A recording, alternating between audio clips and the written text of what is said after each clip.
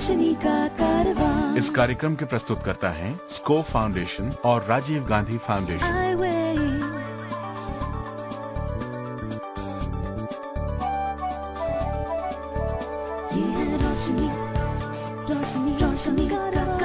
रोशनी जो करती है अंधेरे को दूर, रोशनी जो लाती है दिल में नूर, रोशनी जो दिखाती है रास्ता।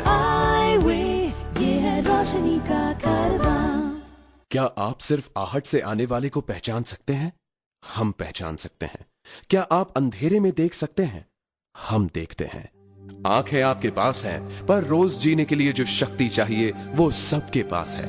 दृष्टिहीनों को आपका सहयोग चाहिए, सहानुभूति नहीं। This public awareness message is brought to you by Bosch & Lomb. रोशनी का कारवां के हम सफर साथियों को सलीमा रजा का नमस्ते, आदाब। और अरशद इकबाल का भी आदाब कबूल कीजिए। अरशद, मैं कल बैठे बैठे ये सोच रही थी कि ये जो हमारे चारों तरफ चीजें हैं ना, जैसे कि हमारी कोई फेवरेट चेयर, या हमारी कोई बहुत पसंदीदा किताब, या गमले में खिला एक फूल, एक हमदम हमनवा साथी की तरह ये भी मुंतजिर रहते हैं उस वक्त के जब हमें इनकी जरूरत पड़े। वाह वाह, क्या बारीक बात कही आपने कि एक इंसान को दूसरे की जरूरत पड़ना तो कुदरती है, बल्कि कुदरती ही नहीं लाजमी भी है। और साथ ही साथ बेजान चीजें भी हमारी जरूरत को उसी अपनाइयत से पूरा करती हैं जैसे कि कोई दूसरा इंसान करता हो। So my friend, the operative word is जरूरत। रोशनी का कारवां में हम आज उन तमाम जरूरतों पर नजर डालते हैं जिनसे हम दो चार होते रहते हैं। वो इमोशनल हो, साइकोलॉजिकल हो, करियर रिलेटेड हो, या फिर टेक्नोलॉजिकल हो। ऐसा करने में हम दोनों तो आपके साथ होते ही हैं, पर ये ना भूलें कि आप भी हमारे साथ होते हैं। यानी साफ बात ये है कि जितनी आपको हमारी जरूरत है उतनी ही हमें आपकी भी। तभी तो हम दोहराते रहते हैं कि इस प्रोग्राम के बारे में अपनी राय, अपने सवाल और अपने कंट्रीब्यूशन बराबर भेजते रहें। अच्छा, इसी बात पे एक बात ख्याल आई जो कि अभी तुम मुझसे कह रहे थे अरशद, वही कि वो क्वेश्चंस वाली के जो हम अपने प्रोग्राम के आखिर में क्वेश्चन देते हैं और उसके जवाब हमें मिलते हैं। हाँ भाई, हमारे सुनने वाले आप लोग जितने भी हैं, आपसे हमें एक शिकायत भी है और हम आपका शुक्रिया भी अदा करना चाहते हैं। शिकायत इसलिए कि हम अपने प्रोग्राम के आखिर में एक सवाल पूछते हैं और उस सवाल का सही जवाब देकर आप जीत सकते हैं एक छोटा सा नजराना, एक छोटा सा तोहफा हमारी तरफ से। लेकिन जिस कंजूसी से आप जवाब भेजते हैं ऐसा नहीं लगता कि आपको करना चाहिए हमारे साथ। नहीं अरशद, मैं तुम्हें बताऊं, मेरा ख्याल ये है कि शायद कुछ थोड़ा सा झिझकते होंगे हमारे श्रोता, हमारे सुनने वाले, हमारे लिसनर्स, ये सोचकर कि अरे भाई अब कौन कलम उठाए और कौन लिखे और कौन उसे पोस्ट करे। तो सुनिए दोस्तों, बहुत सिंपल सी बात ये है कि आप हमारे वॉइस मेल पर हमें उसका जवाब भेज सकते हैं, लेकिन उसके साथ क्या बताना जरूरी है? हाँ, अपना पता, अपना नंबर, फोन नंबर, ये जरूर हमें भेजें ताकि हम वो जो खूबसूरत सा तोहफा है आप तक जरूर भेज सकें। वैसे हम आपको बताएं कि प्रोग्राम के आखिर में हम बताने वाले हैं कि प्रोग्राम नंबर 1 के सवाल का सही जवाब देकर किसने जीता है ये तोहफा। जी तो सुनते रहिए। हाँ तो अरशद, आज हमारे इंटरव्यू सेगमेंट में किससे बातचीत हो रही है, बताओ। देखिए, जॉर्ज अब्राहम तो होते ही हैं हमारे साथ। और आज डॉक्टर राजेंद्र व्यास से बातचीत कर रहे हैं। वो डॉक्टर राजेंद्र व्यास 11 बरस की उम्र में उन्होंने अपनी नजरें खो दी और फिर उसके बाद वो बने वकील। 1952 में मुंबई में नेशनल एसोसिएशन फॉर ब्लाइंड स्थापित की उन्होंने, और आज भी 77 साल की उम्र में पूरे जोश और खरोश के साथ इस ऑर्गेनाइजेशन को चला रहे हैं। तो सुनिए डॉक्टर व्यास से उनकी भरपूर जिंदगी का ब्यौरा। नमस्कार डॉक्टर व्यास, आपने national association for the blind को एस्टैब्लिश किया, इसका आपके मन में आइडिया कैसे आया? 1952 में मेरे पास थोड़े अंध मित्र आए थे और कहा कि नेत्रहीनों के लिए हमें कुछ करना चाहिए। ये मित्र कौन थे? ये सब Victoria memorial school for the blind के एक्स स्टूडेंट्स थे और हमने यहाँ पे सूरत में ब्लाइंड मेन सेंटर की स्थापना की थी। तो बीएमई की स्थापना के बाद सोचा गया कि बीएमई तो सिर्फ गुजरात महाराष्ट्र के लिए है, सारे हिंदुस्तान के लिए कुछ करना चाहिए। तो मुंबई में 1948 में हमने first provincial conference for the blind बुलाई।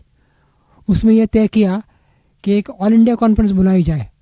1952 में आई और उस 1952 में भी एनएबी की स्थापना हुई। 1952 से अब तक एनएबी का जो प्रोग्रेस हुआ है ये कैसे हुआ? एनएबी की स्थापना खास करके वॉलंटरी वर्कर्स की मदद से हुई। कैप्टन एच.जी.एम. देसाई, बैरिस्टर रुस्तम जी आलपाईवाला, मिसेस पीलू खम्बाता। शुरुआत में एनएबी के पास कोई स्टाफ ही नहीं था, ऑफिस भी नहीं थी। हम लोग हमारे घर से काम करते थे, ऑफिस से काम करते थे। धीरे धीरे जब पैसा आया तो एक छोटी सी फाउंडर में ऑफिस ली 1958 में, 6 साल के बाद। हिंदुस्तान में आपसे सबसे बड़ी अंधों की संस्था ही नहीं लेकिन सब डिसेबिलिटी संस्था अगर होगी तो एनएबी है। हमारी 26 राज्यों में तो स्टेट ब्रांचेस है, 65 डिस्ट्रिक्ट ब्रांचेस है और प्रिवेंशन ऑफ ब्लाइंडनेस, शिक्षा, एम्प्लॉयमेंट, रिहेबिलिटेशन, सब तरह के काम करते हैं। हमारा 250 एकड़ का फार्म है, agriculture centre for the blind. वहाँ पे हम अंधे लोगों को खेती सिखाते हैं और प्राइम मिनिस्टर नेहरू वहाँ आए थे वो करने के लिए। फिर एम्प्लॉयमेंट डिपार्टमेंट, सबसे पहले भारत में अगर एम्प्लॉयमेंट का काम किया होगा इस क्षेत्र में, हिंदुओं का, सिर्फ हिंदुओं का ही नहीं, सारे डिसेबल्ड के, तो एनएबी ने किया था। 1954 में एनएबी ने first employment officer for the blind बनाया। सबसे बड़ा काम हमने क्या किया, स्टैंड हिंदुस्तान की भारतीय ब्रेल बनवाने में। हिंदुस्तान में अलग अलग स्कूल में अलग अलग ब्रेल होती थी, तो उसके लिए यह प्रयत्न किया गया और जो आप भारतीय ब्रेल देख रहे हो नैप की वजह से हुआ है। तो 1952 से नैप का सफ़र शुरू हुआ, पर आपका जो व्यक्तिगत आंखों का जो प्रॉब्लम है ये कैसे हुआ? 1942 में मैं पेड़ पर से गिर गया था खेलते खेलते, वो ब्रांच टूटी और नीचे आ गया और उसके बाद आंखों का सूजन हुआ, आइराइटिस हुआ। उस ज़माने में 11 साल का था। मेरे पिताजी मुंबई में डॉक्टर थे, सब कोशिश की गई, 2 साल स्कूल में से उठा ले गया लेकिन ऑपरेशन के बावजूद कुछ हुआ नहीं। तो 11 साल से और आज मेरी उम्र है 77, तब अंधा बना गया। पिताजी ने तलाश करनी कि भाई अभी क्या किया जाए। मैं साइटेड स्कूल में पढ़ता था मुंबई में, सांता क्रूज में, उसी स्कूल में मैं गया और पिताजी ने कहने से मुझे वहाँ पे एडमिट किया गया, लेकिन मेरा नाम रजिस्टर पे नहीं लिया गया। उन्होंने कहा कि गवर्नमेंट की परमिशन चाहिए और 1942-43 में कोई इंटीग्रेटेड एजुकेशन था ही नहीं। फिर मैं क्लास में जाके बैठता था और बाद में गवर्नमेंट की परमिशन लेके मुझे एडमिट किया। I have studied all throughout in school for the sighted. और ज़माने में ब्रेल वॉर चलती, सेकंड वर्ल्ड वॉर हो रही थी, ब्रेल का कुछ मिलता नहीं था, ब्रेल राइटिंग स्लेट नहीं थी, कुछ नहीं था, पढ़े यानी मैं सुनता था। बाद में मैं ब्रेल सीखा। जब मैट्रिक हुआ तो उसके बाद मैं कॉलेज गया, वहाँ बीए किया और for the first time in history of the college in Bombay university मैं कॉलेज यूनियन का जनरल सेक्रेटरी बना। बाद में एमए किया, लॉ किया, setup my practice, law college में पढ़ाता था। डॉक्टर व्यास, आप अपने लीगल प्रोफेशन और स्टूडेंट लाइफ के बारे में थोड़ा संक्षेप में हमारे सुनने वालों को बताएंगे? लॉ शुरू की 1956 लॉ को मैं शुरू किया और उस टाइम में गवर्नमेंट लॉ कॉलेज में मैं लेक्चरर भी था। तो सुबह से शाम तक कोर्ट में और शाम को 5:30 6 से 8 तक लॉ कॉलेज में पढ़ा जाता। So I had a very full life. वहाँ पे भी नेशनल यूनियन ऑफ स्टूडेंट्स का मैं लेक्चर प्रेसिडेंट था मुंबई में 1959 में। जब मैं गवर्नमेंट लॉ कॉलेज का सेक्रेटरी था, मेरी कॉलेज लाइफ में भी मैंने एक्टिविटी बहुत ली थी। मैंने कॉलेज यूनियन का सेक्रेटरी था, डिबेटिंग सोसाइटी का सेक्रेटरी था, हिस्ट्री एंड इकोनॉमिक सोसाइटी का सेक्रेटरी था। तो ऐसा नहीं कि सिर्फ पढ़ाई की है, लेकिन इसका एक कारण ये था कि मेरी जो फैमिली का, पेरेंट्स का जो सपोर्ट था। दृष्टिहीन कल्याण के क्षेत्र में आपने काफ़ी कुछ किया है, इसके बारे में आप थोड़ा सा बताएंगे हमारे सुनने वालों को? आजकल जो हमारा अंधजन कल्याण कार्य है सिर्फ शहरों में है, मुंबई, दिल्ली, मद्रास, कलकत्ता, बराबर, लेकिन हमारे जो 70% जो रहते हैं देहात में, उनके लिए क्या हो रहा है? कुछ नहीं हो रहा है। इसके लिए हमारी ये कोशिश, हमारी रूरल एक्टिविटीज़ कमेटी है एनएबी की, रूरल एक्टिविटीज़ कमेटी काम ये है, हमने करीब 110 रूरल प्रोजेक्ट किए हैं जो ब्लाइंड लोग गांव में, देहात में रहते हैं, उनको ट्रेन करने के लिए। जो एग्रीकल्चर सेंटर बनाए हमने फंसा में 200 एकड़ की ज़मीन में, वहाँ हाउ टू गाय भैंस की संभालना कैसे, पोल्ट्री रेजिंग करना कैसे, विलेज हैंडीक्राफ्ट कैसे बनाना, ये सब करते हैं। 1942 में जब आपके आंखों की रोशनी चली गई तो आपके पेरेंट्स और आपको इंस्पायर करने वाला कोई था? My father called on barrister Rustam ji Meherban ji आलपाईवाला। He was a blind barrister. He had become blind after becoming barrister. And he consulted him. He said, no, he can continue to study in the same school where he was studying. तो उनका advice था, guidance था. You are 77 today. अपनी जिंदगी में 2 ऐसे क्षण आप शेयर कीजिए जिससे आपको खुशियां मिली और सेटिस्फैक्शन मिला. सर्वप्रथम तो अंधजन मंडल ब्लाइंड मेंस एसोसिएशन और एनएबी की स्थापना, और दूसरा टॉकिंग बुक और ब्रेल प्रेस की स्थापना. 1958 से मैं कोशिश कर रहा था कि एनएबी के पास टॉकिंग बुक प्रोजेक्ट हो और ब्रेल प्रिंटिंग प्रेस हो. और 1962 में मैं अमेरिका गया था. अमेरिकन गवर्नमेंट से बातचीत की. मार्क 1 नाम का रिकॉर्डिंग इक्विपमेंट लाए. रिकॉर्डिंग इक्विपमेंट तो शिफ्ट हो गई और यहाँ पे आके कस्टम में अटक गई. So my long chat with Pandit ji was there and he called Indira. Indira, यहाँ इनका काम कर दो. देन इंदिरा जी ने मुझे चीफ कमिश्नर पे भेजा, कंट्रोलर पे. उसने क्लियर करवाया. तो टॉकिंग बुक का सेटअप करना, ब्रेल प्रिंटिंग प्रेस का शुरू करना, बिकॉज दृष्टिहीन की वजह से व्यक्ति बिल्कुल अलग हो जाता है समाज से. वो पढ़ नहीं सकता, उसके ब्रेल नहीं आती है तो. और उस ज़माने तो रेडियो भी इतना नहीं था, टेलीविज़न था ही नहीं उस ज़माने में. सिर्फ रेडियो AIR के 8-10 स्टेशन थे. तो आपको इन्फॉर्मेशन कैसे आएगी? A human mind is a blank slate. Unless you right something with A pencil on the slate, nothing can come. And if you can't see, if you can't read, you can only hear. What can you do? So braille press and talking book played a very important part. That was my greatest thing. And वाह, जहाँ चाह वहाँ राह. अरशद, हर हफ्ते doctor Rajendra व्यास जैसे जियाले लोगों की बातें सुनकर एहसास होता है कि हमें हमें हमें अरे वाह, नीरज के शब्दों में देखो एक चंद पंक्तियां याद आ गईं. वो कहते हैं कि पंथ पर चलना तुझे तो मुस्कुराकर चल मुसाफिर, जिंदगी की राह पर केवल वो पंथी सफल है, आंधियों में बिजलियों में जो रहे अविचल मुसाफिर. वाह भाई वाह, क्या बात है. इस प्रोग्राम में जब भी हम किसी भारतीय शहर के डिसेबल फ्रेंडली होने की न्यूज आपको देते हैं तो यकीन जानिए कि हम दोनों के चेहरे पर मुस्कुराहट होती है. जी, तो सुनिए. द सिटी ऑफ नवाब्स यानी कि लखनऊ, जिसे अपनी तहजीब और तमद्दुन पर बड़ा फख्र है, is all set to become India's first disable friendly city. जिसका मतलब है चारबाग रेलवे स्टेशन और हजरतगंज मार्केट में easy slopes and handheld rails and auditory traffic signals to be established at main crossings. Indian association of handicapped की मृदु गोयल ने लखनऊ के इस इनिशिएटिव को बहुत सराहा है और कहा है कि ये भारत के दूसरे नगरों के लिए मिसाल बन जाएगा. फिलहाल तो जानी मानी फिल्म पर्सनालिटी सुषमा सेठ से सुनिए रे चार्ल्स के बारे में. रे Charles is one of the great names in blues music.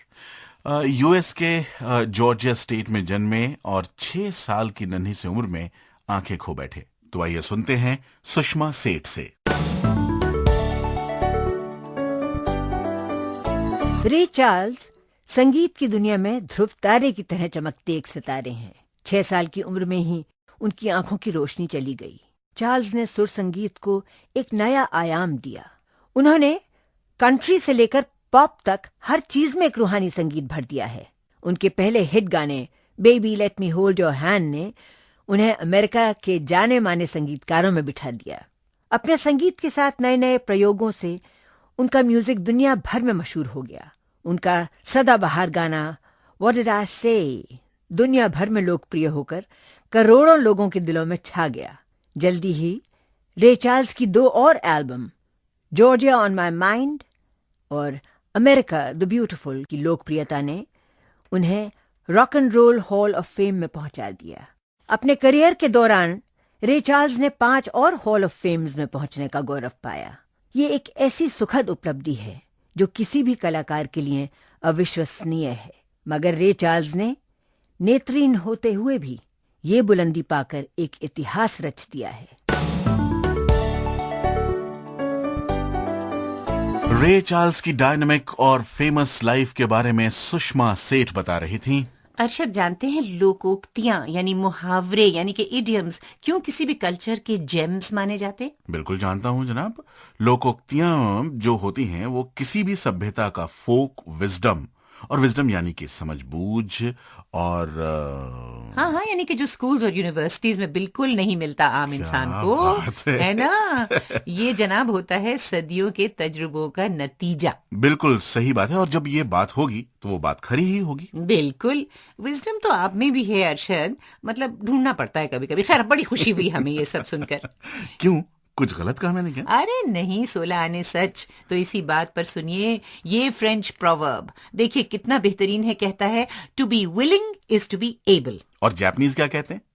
Japanese कहते हैं, एक बांस के सुराख में तुम पूरा आसमान नहीं देख सकते। तो आइए बात करते हैं अपना विजन बढ़ाने की, specially in finance management. Rakesh Garg national handicapped finance and development corporation के चेयरपर्सन हैं और मैनेजिंग डायरेक्टर भी, और बात कर रहे हैं कुछ ऐसे स्कीम्स की जिससे डिसेबल्ड लोगों को बिजनेस स्टार्ट करने में मदद मिलेगी।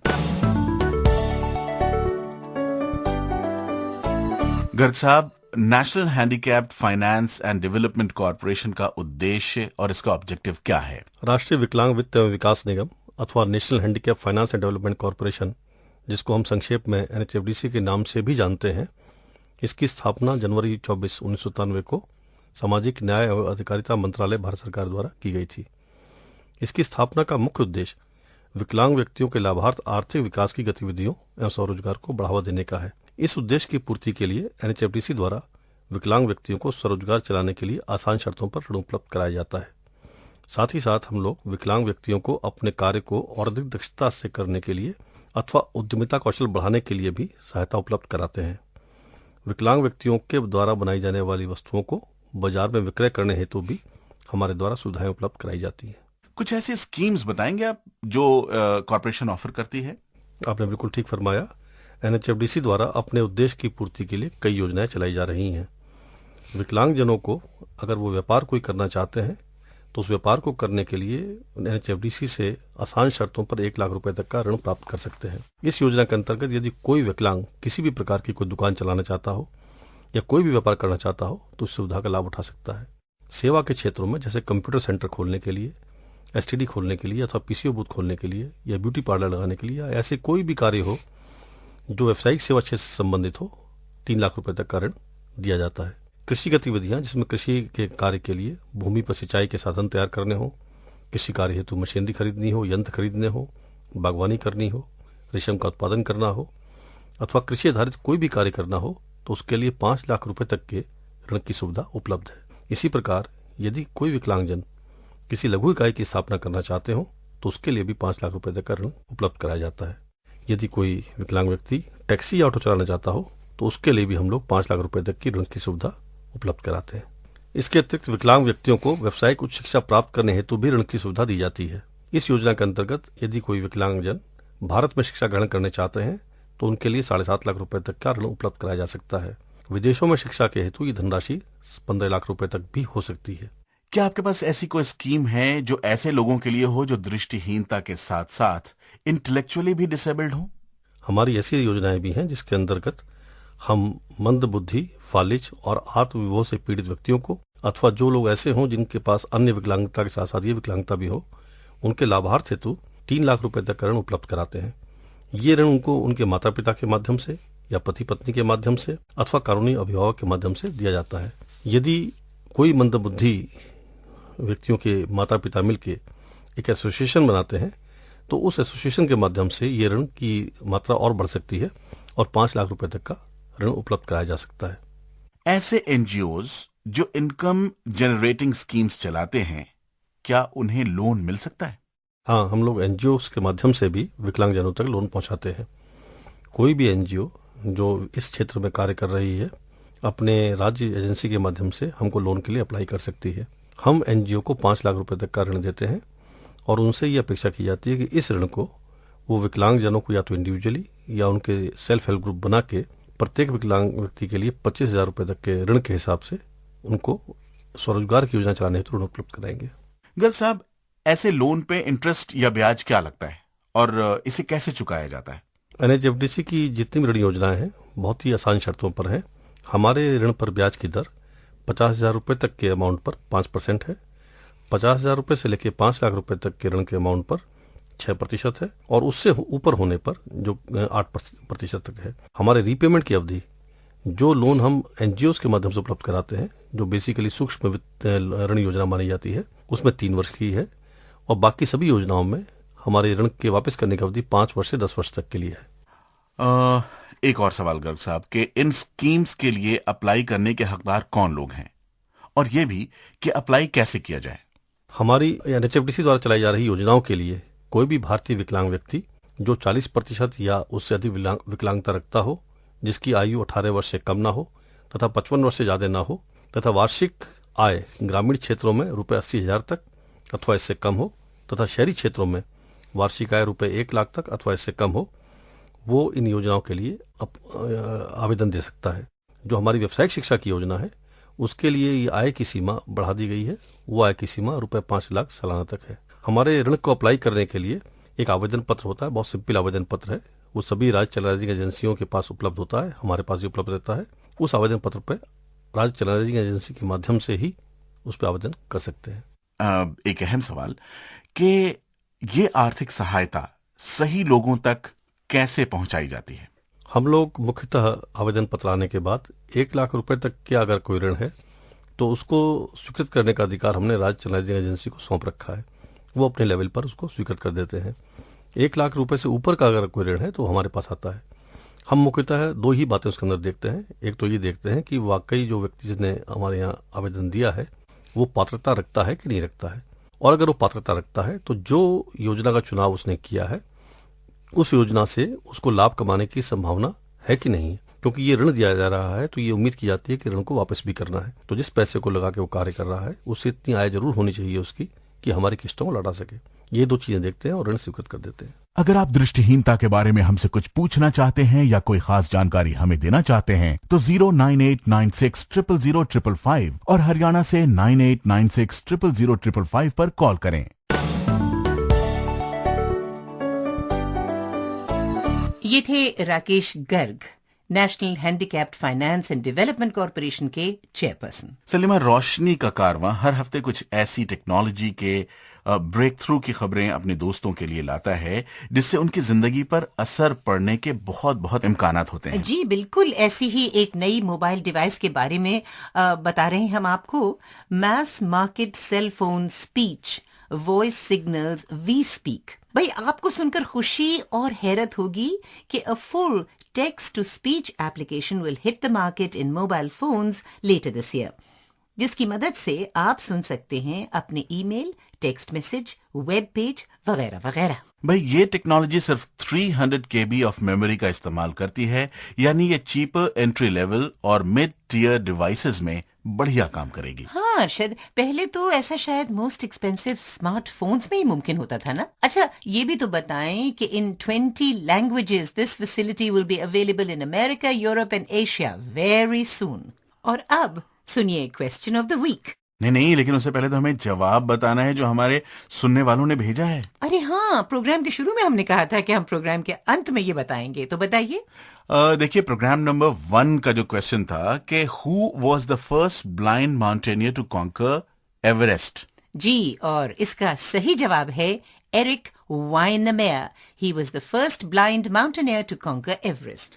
हमें कई सही एंट्रीज मिली, लेकिन जो लकी विजेता हैं वो हैं सुमित रंजन फ्रॉम लखनऊ, और आपको हम भेजेंगे एक Eyeway T shirt, exclusive Eyeway T shirt. भाई, इनाम आपको बहुत बहुत मुबारक हो। जी, बहुत मुबारक हो। And now the question of this week, who invented Braille?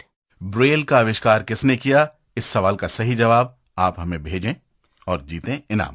ये है हमारा address, Eyeway radio contest, Score Foundation, PO Box 3903, New Delhi 49। 15 दिनों के अंदर अंदर तक हमें आपका जवाब मिल जाना चाहिए, क्योंकि उन्हीं सही उत्तर के आधार पर हम उनका लकी ड्रॉ निकालेंगे और 5 लकी विजेताओं को मिलेगा एक स्पेशल आईवे टी शर्ट। बहुत जरूरी बात जो आपसे करनी है, भाई हम ये चाहते हैं कि आपका पार्टिसिपेशन, आपका सहयोग हमें हमेशा मिलता रहे। हम चाहेंगे कि आप अपनी समस्याएं, चाहे वो लीगल हों, मेडिकल हों, अधिकारों से संबंधित रखती हों, रोजगार या शिक्षा के बारे में हो, किसी भी तरह की समस्या जो ब्लाइंडनेस से संबंधित हो तो 09896000555 और हरियाणा से 9896000555 पर कॉल करें। या हमारी ईमेल आईडी भी नोट कर लें, radio@iway.org पर लिखें। और हाँ, हमारा पोस्टल एड्रेस जरूर नोट कर लें, ये है Eyeway radio program, Score Foundation, PO Box 3903, New Delhi 49। चलते चलते कुछ कहेंगे अरशद? आओ एक दूसरे का गम बांटें, कुछ हमारी सुनो, कुछ अपनी कहो। वाह, कौन जाने कहाँ बिछड़ जाएं, राह तारीख है, करीब रहो। सूरत शम्मा सारी रात जलो, सुबह लेकिन मिसाले गुंजा हंसो। तो हम इस उम्मीद के साथ कि आप हंसते गुनगुनाते गुजारेंगे ये पूरा हफ्ता और फिर मिल बैठेंगे इसी महफिल में जिसे कहते हैं आई वे, ये है रोशनी का कारवां। आई वे,